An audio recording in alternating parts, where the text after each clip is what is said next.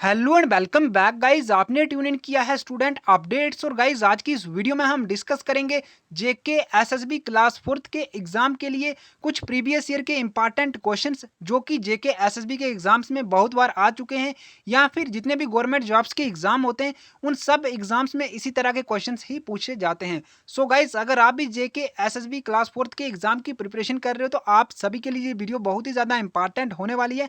सो आप इस वीडियो को एंड तक जरूर बात करें। वीडियो को स्टार्ट करने से पहले हम आपको बताना चाहते हैं कि अगर आप चैनल पर पहली बार विजिट कर रहे हैं तो चैनल को जरूर सब्सक्राइब करें और बेल आइकन को जरूर प्रेस करें। गाइज आज की इस वीडियो में हम टोटल जो है 40 क्वेश्चन जो है डिस्कस करके आपको बताने वाले हैं। और गाइज जितने भी क्वेश्चन हम आज की इस वीडियो में डिस्कस करेंगे उन सभी क्वेश्चन की पीडीएफ भी हम आपको वीडियो के एंड में आपको प्रोवाइड कर देंगे। और गाइज आपसे हम रिक्वेस्ट करते हैं कि आप एक चाहें तो आप एक कॉपी और पेन अपने साथ रख सकते हैं जिसमें आप चेक कर सकते हैं कि आपके कितने क्वेश्चन सही होते हैं और कितने गलत होते हैं। सो गाइज आज का फर्स्ट क्वेश्चन रहेगा हमारा, in which language did Buddha preach. यानी कि जो बुद्धा थे वो किस लैंग्वेज में प्रीच देते थे, यानी कि किस लैंग्वेज में जो है वो प्रवचन दिया करते थे। यहाँ पर इन्होंने बताया कि संस्कृत में, मगधी में, पाली में या फिर सोरसैनी में। तो गाइज करेक्ट आंसर रहेगा बी, यानी कि जो मगधी लैंग्वेज थी, मगधी लैंग्वेज में जो है बुद्धा प्रीच दिया करते थे। गाइज नेक्स्ट क्वेश्चन रहेगा, वेयर वाज एडॉल्फ हिटलर वन। यानी कि यहाँ पर जो अडॉल्फ हिटलर थे उनका जन्म कहाँ हुआ था? ऑस्ट्रिया में हुआ था, चाइना में हुआ था, जर्मनी में हुआ था या फिर इटली में हुआ था? तो गाइज जो करेक्ट आंसर रहेगा ए, ऑस्ट्रिया में। ऑस्ट्रिया में जो है अडॉल्फ हिटलर का बर्न हुआ था, जन्म हुआ था। But name is given to an imaginary line which divide earth into equal half. यानी कि जो हमारी अर्थ है उनके बीच में एक इमेजिनरी लाइन होती है। गाइज यहाँ पर एक इमेजिनरी लाइन होती है जिससे कि हमें दिखता है कि जमीन के दो टुकड़े होते हैं, बिल्कुल इक्वल हाफ्स में डिवाइड होती है जमीन। जहाँ से गाइज रियलिटी में डिवाइड नहीं होती है, लेकिन ऐसे देखने में लगता है कि यहाँ पर बिल्कुल इक्वल हाफ्स बनते हैं, दो बिल्कुल इक्वल, ठीक है, इक्वल डिवाइड होती है अर्थ। वो लाइन कौन सी होती है, उस लाइन को क्या बोलते हैं? लॉन्गिट्यूड बोलते हैं, लैटिट्यूड बोलते हैं, इक्वेटर बोलते हैं या फिर नॉन ऑफ दी, यानी कि इनमें से कुछ भी नहीं बोलते हैं। तो गाइज इक्वेटर जो है वो करेक्ट आंसर आएगा सी। यानी कि यहाँ पर जो इक्वेटर होती है वो लाइन होती है जिससे कि अर्थ बिल्कुल इक्वल हाफ्स में डिवाइड होती है, जो एक इमेजिनरी लाइन होती है। गाइज नेक्स्ट क्वेश्चन की अगर बात करें तो यहाँ पर पूछा गया है, the rainfall of the length of rainfall in Jaisalmer is. यानी कि जो जैसलमेर में जो बारिश होती है, रेनफॉल होती है, उसकी लेंथ कितनी होती है? 2 सेंटीमीटर होती है, 8 सेंटीमीटर होती है, 9 सेंटीमीटर होती है या फिर 10 सेंटीमीटर होती है? तो गाइज करेक्ट आंसर रहेगा आपका 9 सेंटीमीटर। यानी कि जो लेंथ होती है रेनफॉल की जैसलमेर में वो 9 सेंटीमीटर होती है। The minimum age for governor is. यानी कि किसी को अगर गवर्नर बनना है तो उसकी मिनिमम एज कम से कम कितनी एज चाहिए, कम से कम कितनी एज होनी चाहिए तो फिर वो है गवर्नर के लिए गवर्नर बन सकते हैं? तो यहाँ पर इन्होंने बताया कि 30 ईयर है, 32 ईयर है, 35 ईयर है, 36 ईयर है। तो करेक्ट आंसर गाइज आपका रहने वाला है सी, यानी कि 35 ईयर जो है कम से कम एज होनी चाहिए। अगर किसी को गवर्नर बनना हो तो कम से कम उसकी एज जो है 35 होना ज़रूरी है। इससे कम एज वाले जो है गवर्नर नहीं बन सकते। 35 से ज़्यादा हो तो जो है गवर्नर बन सकते हैं। But is the full form of WHO। यानी कि WHO जिसको हम बोलते हैं उसकी फुल फॉर्म क्या है? ठीक है, इन्होंने बताया कि यहाँ पर वर्ल्ड हेल्थ ऑर्गेनाइजेशन है, वर्ल्ड होम ऑर्गेनाइजेशन है, वर्ल्ड हंटर ऑर्गेनाइजेशन है, फिर वर्ल्ड हिमालय ऑर्गेनाइजेशन है।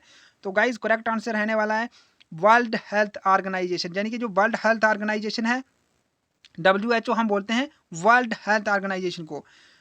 तो गाइज नेक्स्ट क्वेश्चन जो है, the first electric train started in India. यानी कि जो पहली इलेक्ट्रिक ट्रेन है इंडिया में स्टार्ट की गई थी from Mumbai to Kurla harbour in the air. यानी कि जो एयर जो किस एयर में स्टार्ट की गई थी फर्स्ट इलेक्ट्रिक ट्रेन जो मुंबई से कुर्ला हार्बर की जो पहली बार जो है चलाई गई थी इलेक्ट्रिक ट्रेन? 1920 में, 1925 में, 1951 से या फिर 1953 में? तो गाइज आपका करेक्ट आंसर रहने वाला है बी, यानी कि 1925 में जो है वो फर्स्ट टाइम जो है इंडिया में ट्रेन चलाई गई थी, इलेक्ट्रिक ट्रेन, जो मुंबई से कुर्ला हार्बर की तरफ गई थी। नेक्स्ट क्वेश्चन की अगर गाइस बात करें तो यहाँ पर इन्होंने पूछा है, which of the following can not attack from surface to air. यानी कि कौन सी यहाँ पर मिसाइल के कुछ नाम है कि यहाँ पर कौन सी मिसाइल है जो सरफेस से एयर पर अटैक नहीं कर सकती है? आकाश है, त्रिशूल है, पृथ्वी है, फिर नॉन ऑफ दिस? तो गाइज यहाँ पर जो पृथ्वी मिसाइल जो है वो यहाँ पर सरफेस टू एयर जो है वो अटैक नहीं कर सकती है। ठीक है गाइज, तो यहाँ पर गाइज नेक्स्ट क्वेश्चन की अगर बात करें तो यहाँ पर पूछा गया है which of the following languages is spoken by the largest number of person, यानी कि यहाँ पर गाइज आपको ये पूछा गया है कि यहाँ पर जो कौन सी लैंग्वेज है, कुछ लैंग्वेज के नाम दिखाए यहाँ पर कि कौन सी लैंग्वेज जो है वो लार्ज नंबर ऑफ लोग पीपल्स बोलते हैं, यानी कि सबसे ज़्यादा नंबर ऑफ पीपल जो है वो लैंग्वेज बोलते हैं। इंग्लिश है, चीनी है, हिंदी है, रशियन है। तो गाइज आपको लगता होगा कि इंग्लिश है, लेकिन यहाँ पर इंग्लिश जो है करेक्ट आंसर नहीं है, यहाँ पर जो है चीनी, यानी कि जो चीनी एक ऐसी लैंग्वेज है जो है सबसे ज़्यादा बोली जाती है। तो करेक्ट आंसर आएगा बी, यानी कि चीनी जो है वो सबसे ज़्यादा लोग बोलते हैं। नेक्स्ट क्वेश्चन की अगर बात करें तो यहाँ पर पूछा गया है Booker award is given for, यानी कि जो बुकर अवार्ड है वो किसके लिए दिया जाता है? लिटरेचर के लिए दिया जाता है, फिल्म्स के लिए दिया जाता है, मेडिसिन के लिए दिया जाता है, या फिर स्पोर्ट्स के लिए दिया जाता है? तो गाइज जो बुकर अवार्ड है वो यहाँ पर लिटरेचर के लिए दिया जाता है, यानी कि जो लिटरेचर जो है साहित्य जिसको हम बोलते हैं, ठीक है, हिंदी में बोलते हैं साहित्य, इंग्लिश में बोलते हैं लिटरेचर, लिटरेचर के लिए बुकर अवार्ड दिया जाता है। नेक्स्ट क्वेश्चन की अगर बात करें तो यहाँ पर उन्होंने पूछा है sir Don Bradman from which from the country, यानी कि जो सर डॉन ब्रेडमैन जो थे वो कौन सी कंट्री से थे? ऑस्ट्रेलिया से थे, इंग्लैंड से थे, न्यूजीलैंड से थे, वेस्ट इंडीज से थे? तो गाइज करेक्ट आंसर रहेगा ऑस्ट्रेलिया। जो सर डॉन ब्रेडमैन जो थे वो ऑस्ट्रेलिया से थे, करेक्ट आंसर रहेगा ए। इसके बाद गाइज इन्होंने पूछा है कि Zubin Mehta the famous music composer is which country citizen. जो फेमस म्यूजिक कंपोजर थे जिनका नाम जुबिन मेहता था, जो फेमस थे म्यूजिक कंपोजर, वो कौन सी कंट्री से? जापान से थे, यूएसए से थे, यानी कि यूनाइटेड स्टेट्स ऑफ अमेरिका से थे, इंडिया से थे, या फिर फ्रांस से थे? तो गाइज करेक्ट आंसर रहने वाला आपका इंडिया से। जो जुबिन मेहता थे वो इंडिया से थे, जो कि एक फेमस म्यूजिक कंपोजर थे। 14 क्वेश्चन की अगर बात करें तो यहाँ पर पूछा गया है who was the writer of the book titled India wins freedom, यानी कि जो इंडिया विंस फ्रीडम नाम की जो बुक है जिसका टाइटल जो है इंडिया विंस फ्रीडम है, ठीक है, इंडिया विंस फ्रीडम नाम की जो बुक है उनके राइटर कौन थे? बन्ना भट्ट थे, मौलाना अब्दुल कलाम आज़ाद थे, या फिर BS नायपाल थे, या फिर नोन ऑफ दिस, यानी कि इनमें से कोई भी नहीं थे? तो गाइज करेक्ट आंसर रहेगा मौलाना अब्दुल कलाम आज़ाद जो थे वो थे यहाँ पर इंडिया विंस फ्रीडम बुक नाम के जो बुक थी उसके राइटर थे। गाइज नेक्स्ट क्वेश्चन की अगर बात करें तो यहाँ पर इन्होंने पूछा है कि national income of a country is based on, यानी कि जो नेशनल इनकम होती है कंट्री की ना, उसको किस बेस पर बोला जाता है? यानी कि national income of country, the tax earned by state, यानी कि जो स्टेट टैक्स अर्न करती है उसको बोला जाता है, या फिर the sum of all factor income, यानी कि सभी जितनी भी इनकम होती है उसको बोला जाता है, या फिर personal income of all citizens को, जितनी सिटीजन्स हैं इंडिया कंट्री के, उन कंट्री की जो पूरी कंट्री के जो सिटीजन हैं उनकी पर्सनल इनकम को बोला जाता है, या फिर surplus of imports over imports, surplus जो होती है इंपोर्ट्स ओवर इंपोर्ट्स को उसको बोला जाता है, एक्सपोर्ट्स ओवर इंपोर्ट्स को बोला जाता है। तो गाइज करेक्ट आंसर आपका रहने वाला है बी, यानी कि the sum of all factor income, ठीक है, the sum of all factor income जो है उसको बोला जाता है the national income of a country. Guys next question की अगर बात करें तो यहाँ पर पूछा गया है पीसी स्टैंड्स फॉर, जिसको हम बोलते हैं ना पीसी, तो पीसी का मतलब क्या होता है? पर्सनल कंप्यूटर होता है, प्राइवेट कंप्यूटर होता है, पर्सनल कैलकुलेटर होता है, या फिर प्रोफेशनल कंप्यूटर होता है?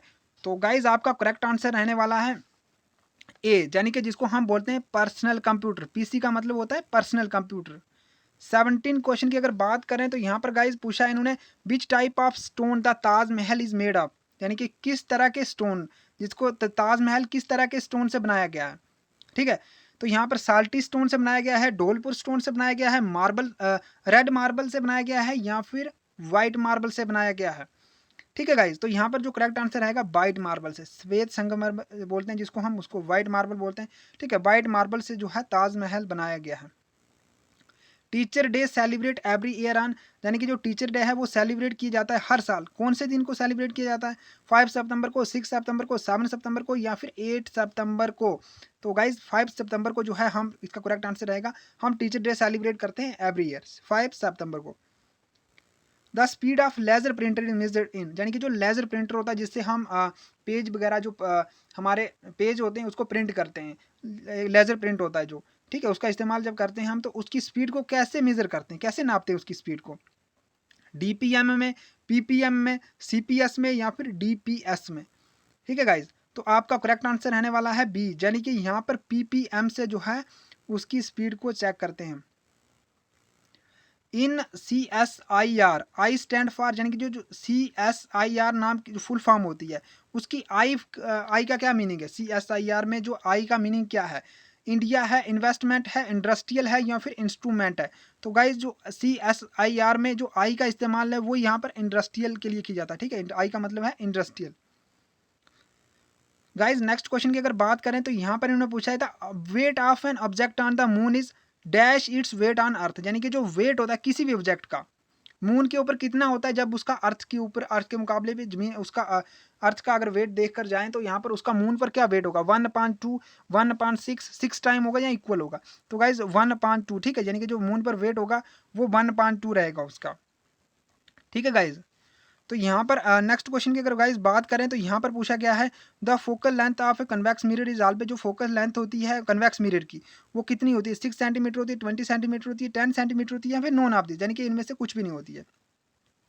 तो फोकल लेंथ जो है वो 20 सेंटीमीटर होती है। बी करेक्ट आंसर रहेगा गाइज आपका।